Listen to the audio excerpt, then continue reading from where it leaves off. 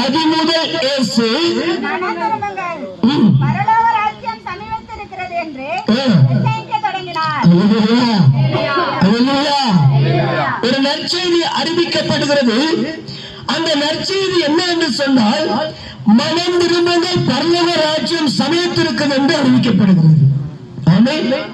இது கடைசி நாட்களும் நீங்கள் நானும் எப்பொழுது இந்த பூமியை விட்டு கடந்து போவோம், ஆண்டவராகிய இயேசு கிறிஸ்து எப்பொழுது இந்த பூமிக்கு வருவார் என்பதை அறியாதவர்களாகவும் தெரியாதவர்களாகவும் இன்னைக்கு வாழ்ந்து ஜீவித்துக் கொண்டிருக்கிறோம்.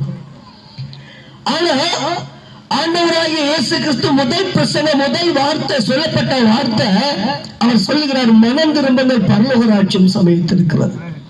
ஒரு மனிதனுடைய மனமாற்றம் தான் தேவையே தவிர மத மாற்றம் தேவையில்லை. இந்த பூமியில இயேசு கிறிஸ்து மதத்தை ஸ்தாபிக்க வரல, மார்க்கத்தை ஸ்தாபிக்க. ஒரு பரிசுத்தத்தை தன்னை போல இந்த பூமியில ஒரு மனிதனோ ஒரு மனுஷனோ அது பரிசுத்தமாய் வாழணும் என்பதற்காக தன்னை வெளிப்படுத்துವ தேவன் இயேசு கிறிஸ்து.